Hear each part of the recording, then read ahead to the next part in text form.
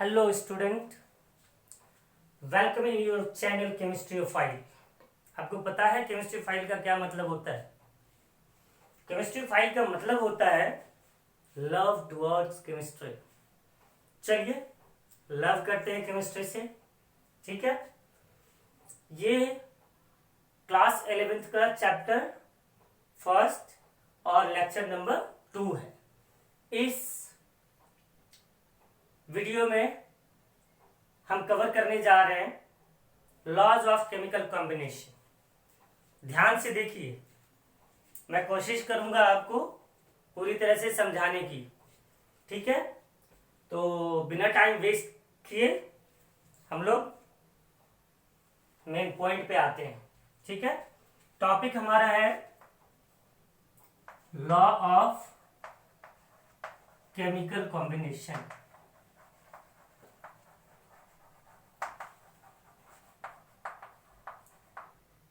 ये idea scientist के दिमाग में बहुत दिनों से चल रहा था कि एटम्स और मॉलिक्यूल्स का क्या नेचर होता है और रिएक्शन में ये किस तरह से अपने मास को बियर करता है। इस आइडिया को सॉल्व करने के लिए साइंटिस्ट ने एक लॉ एस्टेब्लिश किया जिसे कहते हैं लॉ ऑफ केमिकल कॉम्बिनेशन। और मैं आपको बता दूं, लॉ ऑफ केमिकल कॉम्बिनेशन में सबसे इंपॉर्टेंट रूल किसका है? डाल्टन्स का। डाल्टन्स ने ऑल फोर इंक्लूडिंग विद थोड़ा सा हेल्प किया है गेल-लुजैक में भी। 4 लॉज स्टार्टिंग का और 5 लॉज हैं लॉ ऑफ केमिकल कॉम्बिनेशन में। मैं बता दूं 4 laws is based on what? Mass relationship. And 5th laws is based on किस पे? Volume relationship. तो आइए देखते हैं कैसे। फर्स्ट लॉ ऑफ कंजर्वेशन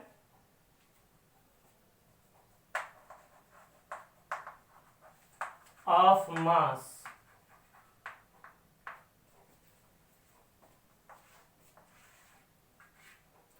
ठीक है, दिस लॉ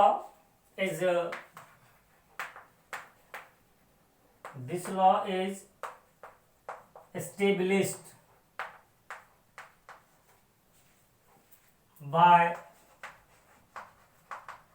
Anthony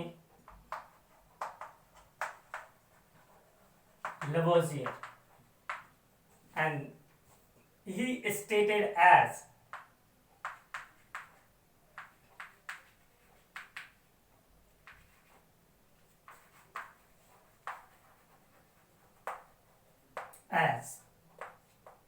कैसे? इन सिंपल तरीके से मैं बता दूं आपको कि इस लॉ में रिएक्टेंट यानी मास ऑफ रिएक्टेंट हमेशा इक्वल होगा किसका? मास ऑफ प्रोडक्ट का। चाहे रिएक्शंस कोई केमिकल हो या फिर कोई फिजिकल चेंजेज हो, यानी कि किसी भी फिजिकल चेंज में या किसी भी तरह के केमिकल रिएक्शन में जो मास चेंज होगा वो हमेशा क्या रहेगा? रिएक्टेंट और प्रोडक्ट एक दूसरे का इक्वल रहेगा। तो आते हैं इन ऑल फिजिकल चेंजेस और इन chemical reaction, chemical reactions, the total mass of a reactant will be always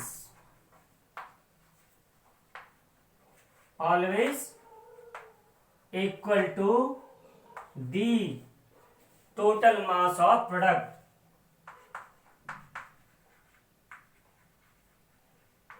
mass of product. एक एग्जांपल लेते हैं। Silver nitrate reacts with NaCl, gives rise AgCl plus NaNO3 ठीक है। Scientist लेवाजियर ने देखा कि जब इन दोनों को रिएक्शन करा गया तो रिएक्टेंट का वेट और जो प्रोडक्ट फॉर्मेशन हुआ उसका टोटल वेट यानी कि टोटल मास क्या हुआ, हमेशा इक्वल आया। और ये एक्सपेरिमेंट एक एच लाइक ट्यूब में किया गया। ठीक है, आगे देखते हैं एक न्यूमेरिकल पे कि किस तरह से ये लॉ वैलिड होता है। एक न्यूमेरिकल करते हैं।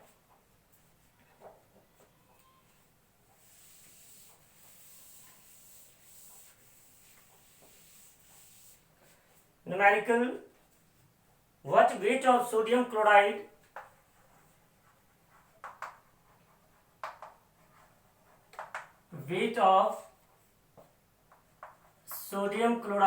is obtained is decomposed by 4.9 gram of sulfuric acid. NaCl is decomposed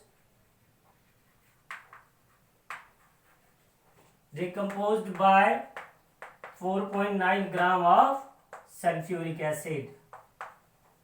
ठीक है, sulphuric acid. Now if 6 gram of sodium hydrogen sulfate, if 6 gram of sodium hydrogen sulfate and 1.825 gram of hydrogen chloride are produced,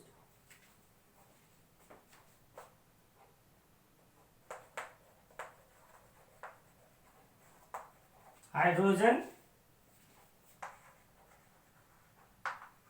chloride are produced.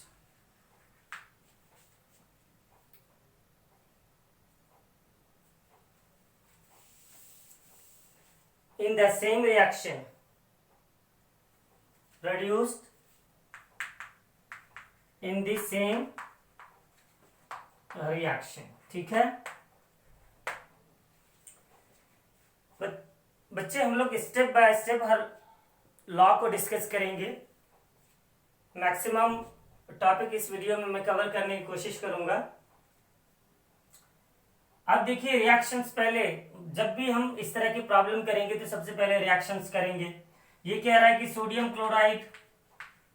Chloride decompose हो रहा है किससे, sulphuric acid से, और ये produce कर रहा है क्या, सोडियम हाइड्रोजन सल्फेट NaHSO4 अब प्लस क्या बना रहा है, HCl बना रहा है। अब ये कह रहा है कि कितना वेट NaCl का डिकम्पोज होगा, तो ये x ग्राम हो गया, ये 4.9 ग्राम हो गया, और ये जो गिवन है वो 6 ग्राम है, और ये कह रहा है कि ये बन रहा है 1.825 ग्राम। तो ये क्या हो जाएगा, according to this law, according to law of conservation of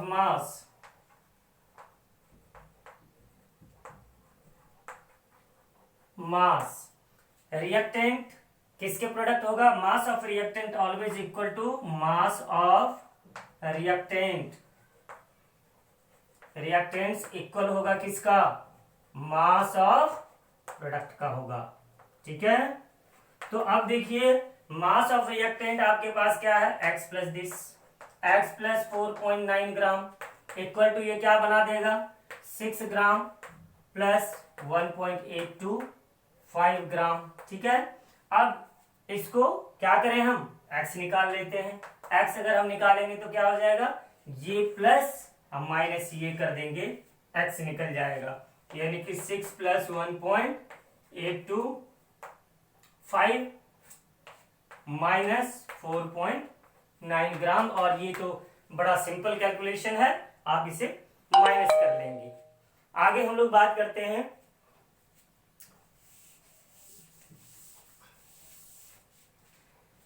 चलिए एक क्वेश्चन मैं आपको दे देता हूं सॉल्व करने के लिए, दिमाग लगाना है आपको।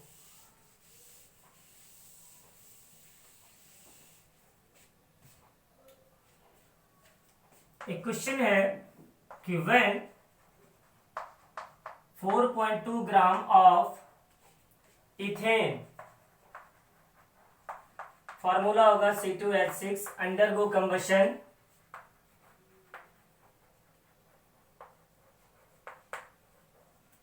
गिव्स, क्या देगा, 12 gram of carbon dioxide and 7 gram of water. ठीक है, कैलकुलेट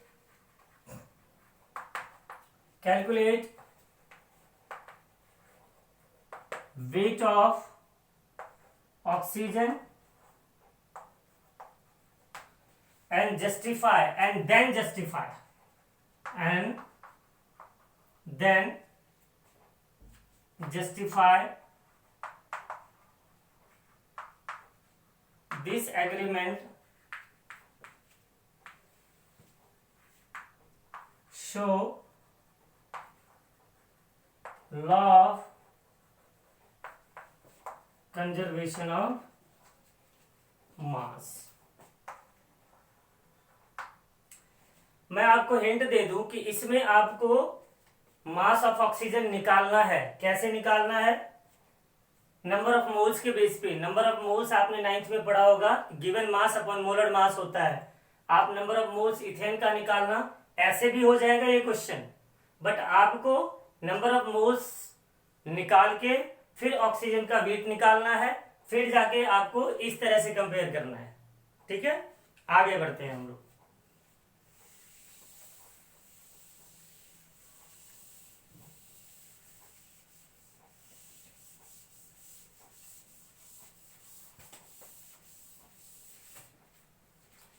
चलिए सेकेंड लॉ की बात करते हैं। लॉ ऑफ कांस्टेंट प्रोपोर्शंस, और मैं बता दूं इसी को कंपोजिशन भी कह सकते हैं या फिर डेफिनेट प्रोपोर्शंस भी कह सकते हैं, डेफिनेट प्रोपोर्शंस भी कह सकते हैं।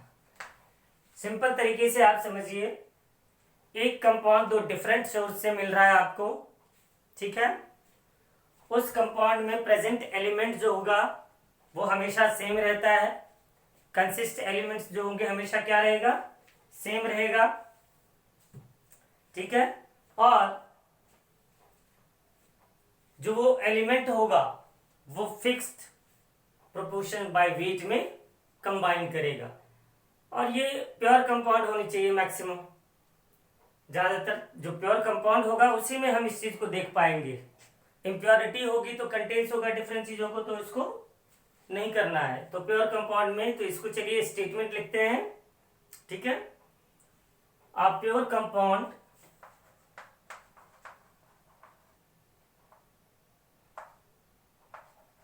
केमिकल लिख लेते हैं। Pure chemical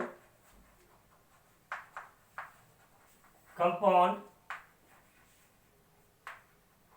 always consist of same element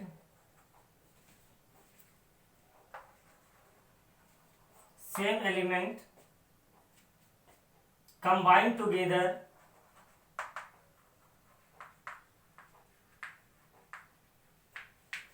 in fixed proportion by mass, by weight। ठीक है, अब एग्जाम्पल ले लें।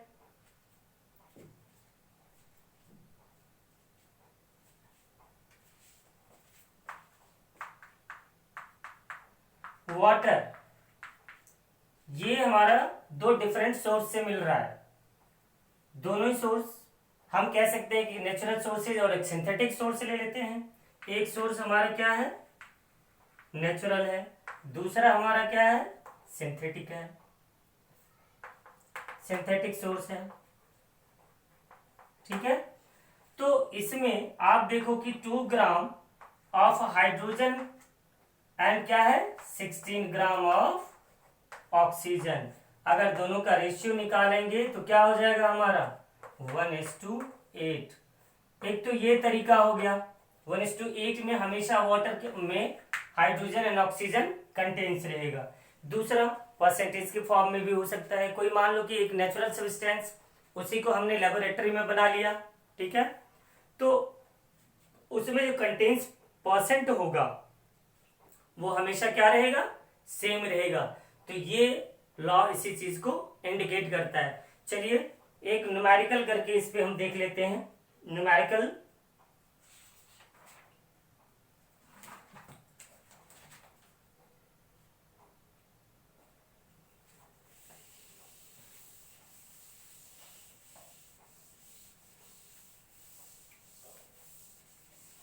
न्यूमेरिकल से भी हम समझते हैं इसको।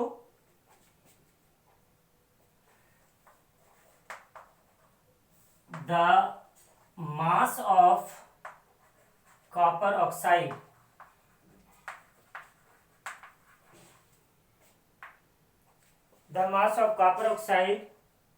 obtained by heating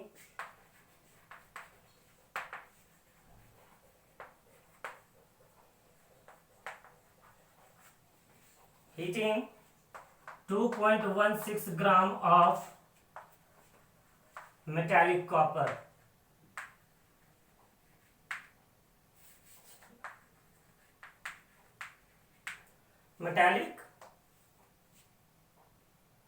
metallic copper, ठीक है, with nitric acid and subsequent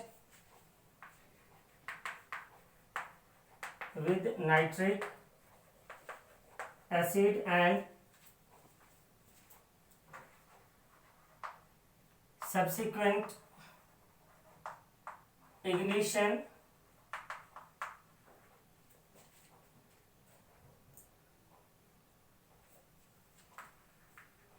was found to be 2.70 gram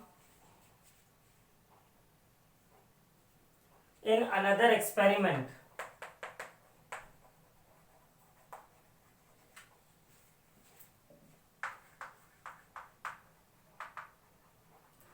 ये एक केस होगा, दूसरा केस तभी हम कंपेयर करेंगे दोनों को, ठीक है।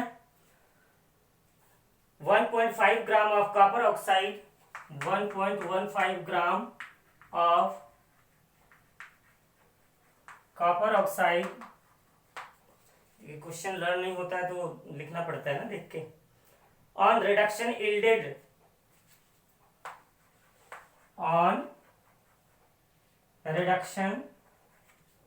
Yielded 0.92 gram of copper. Show that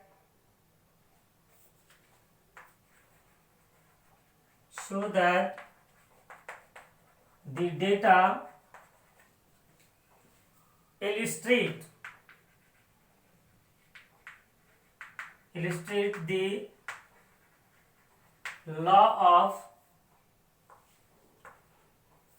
constant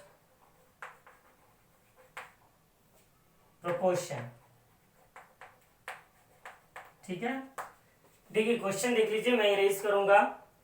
यहां पे एक चीज ध्यान रखना है, 2.1 ग्राम मेटालिक कॉपर यानी कि कॉपर का वेट है, 2.70 ग्राम ऑक्साइड का वेट है। अनदर एक्सपेरिमेंट में 1.5 ग्राम कॉपर ऑक्साइड है और 0.92 ग्राम कॉपर है। तो आपको ध्यान रखना है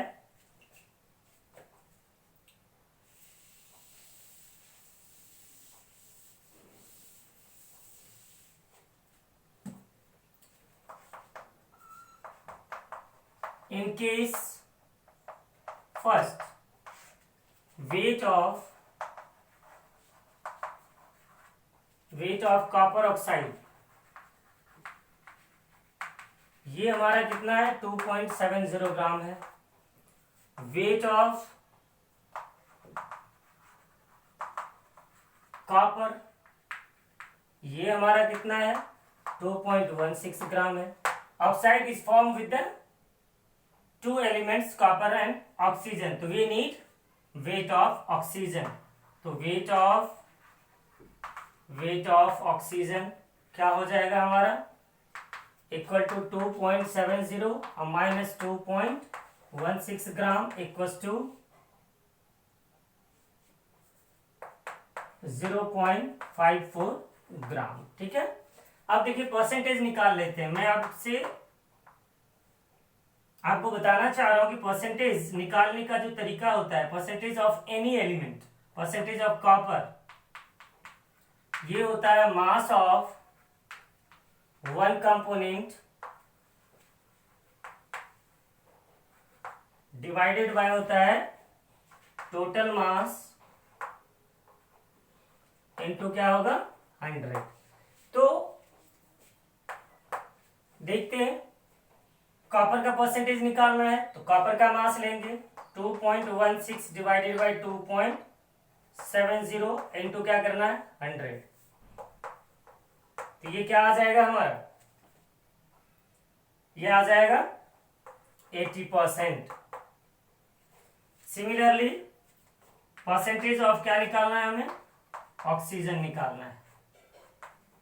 ऑक्सीजन का परसेंटेज क्या हो जाएगा 0.54 into 100 divided by 2.70,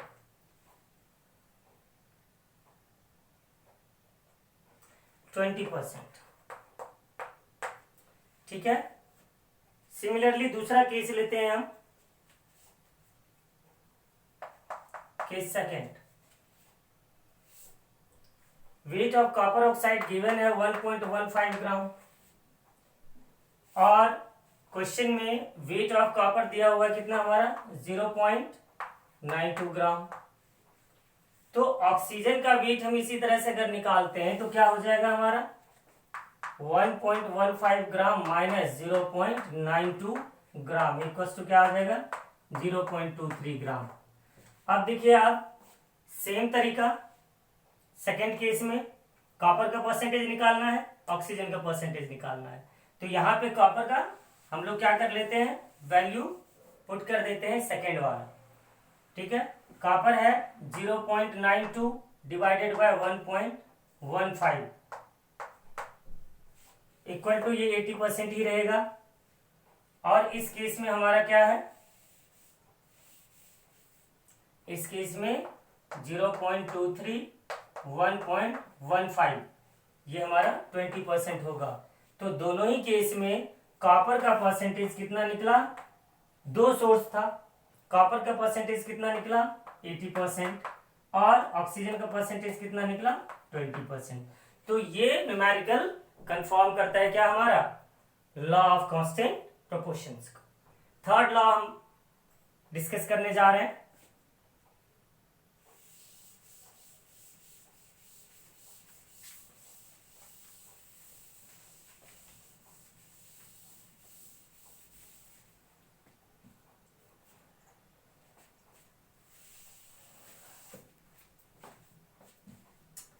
law of multiple proportion,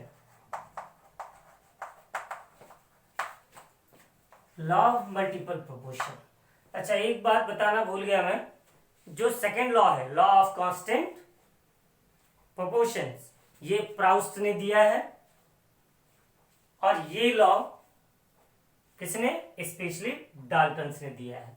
तो this law is established by, this law is established by Dalton. ठीक है, इसको स्टेट कर लेते हैं फिर आगे समझ भी लेंगे। ठीक है, this law states that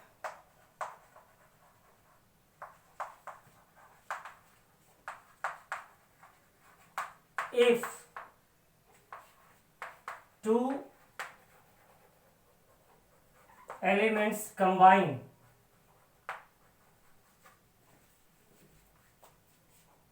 and produced, या हम कह सकते हैं formed, two or more compounds, then the weight of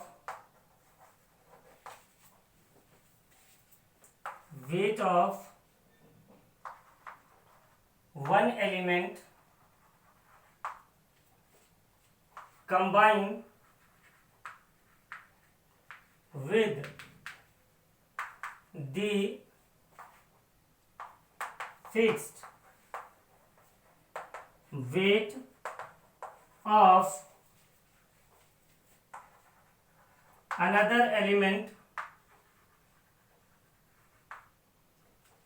always bear a simple whole number ratio.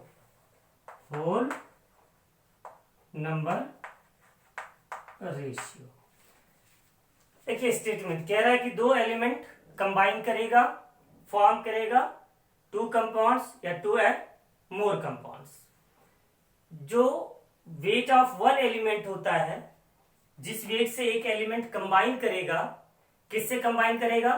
Fixed weight of another element. Fixed weight of another element से क्या करेगा? Combine करेगा.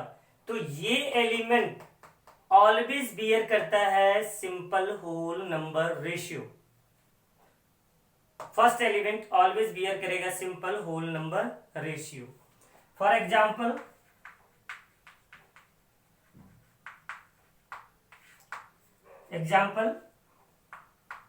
आप देखो, सल्फर और ऑक्सीजन ये रिएक्ट कर रहा है, टू कंपाउंड बना रहा है, SO2 SO3.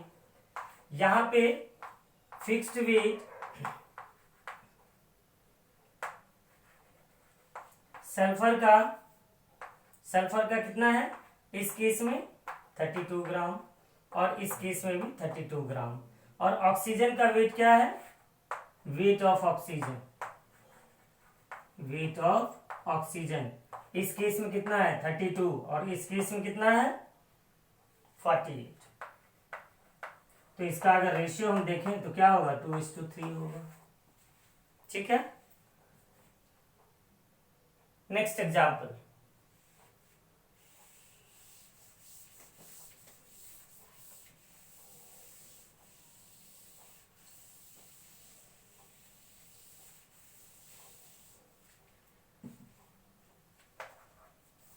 To element nitrogen and oxygen है. नाइट्रोजन कंबाइन कर रहा है ऑक्सीजन से. मैं बता दूं, नाइट्रोजन ऑक्साइड एक्सेप्शनल फॉर्म करता है. एक्सेप्शनल ऑक्साइड्स में ये आता है. ये किसी भी पर्टिकुलर रूल को फॉलो नहीं करता, नाइट्रोजन का ऑक्साइड. और इसके बारे में डिटेल में हम लोग बात करेंगे जब पी ब्लॉक एलिमेंट्स पढ़ेंगे. तो यहाँ पे इससे कंपाउंड बनता है 2 एंड मोर कंपाउंड. तो ये आ गया N2O, हमने ले लिया NO. यहाँ पे मैं NO2 को कंसीडर नहीं कर रहा हूं, आप लोग कंफ्यूज हो जाएंगे और आप भी ना करेंगे. मैं एडवाइस करूंगा NO2 को कंसीडर ना करें, छोड़ दें. ठीक है. N2O NO, N2O3, N2O4, N2O5, ये हमारा ऑक्साइड्स है. ठीक है. टेबुलर फॉर्म में इसको हम लोग देखते हैं, ज्यादा बेटर होगा. जैसे ये हो गया हमारा ऑक्साइड. यहां पे हम लोग ले लेते हैं वेट ऑफ नाइट्रोजन, यहां ले लेते हैं हम लोग वेट ऑफ ऑक्सीजन, यहां ले लेते हैं फिक्स्ड वेट ऑफ नाइट्रोजन. देखिए, जो सिंपलेस्ट होल नंबर रेशियो होता है उसकी वैल्यू ज्यादा होती है. सिंपलेस्ट होल नंबर रेशियो की बात कर रहा हूं मैं आपको. और fixed weight of nitrogen and fixed weight of oxygen. हम लोग आते हैं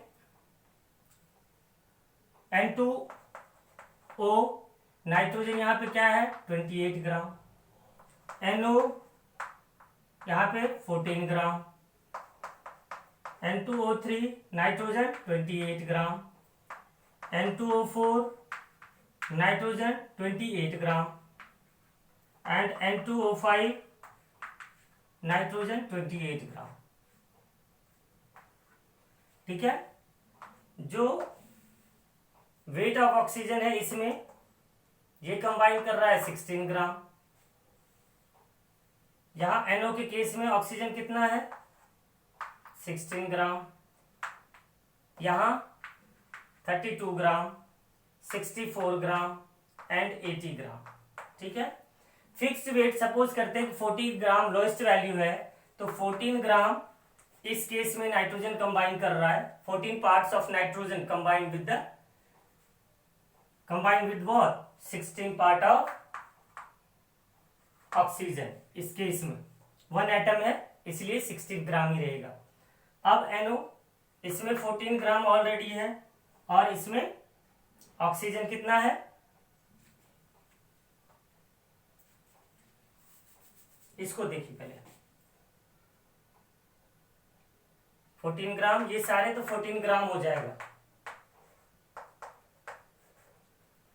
ठीक है, अब ऑक्सीजन 28 यानी कि हाफ हुआ है, तो ऑक्सीजन का वेट भी अकॉर्डिंगली क्या हो जाएगा हाफ हो जाएगा, 8 ग्राम। और इस केस में ऑक्सीजन कंबाइन कर रहा है 16 ग्राम। इस केस में ये 14 ग्राम हुआ है, ये 16 ग्राम।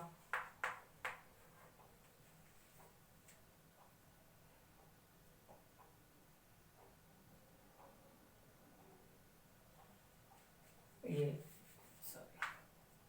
इस केस में बच्चे 16 3 जा 48 ग्राम है, तो ये हो जाएगा इसका हाफ 24 ग्राम, ये हो जाएगा आपका 32 ग्राम और ये हो जाएगा आपका 40 ग्राम।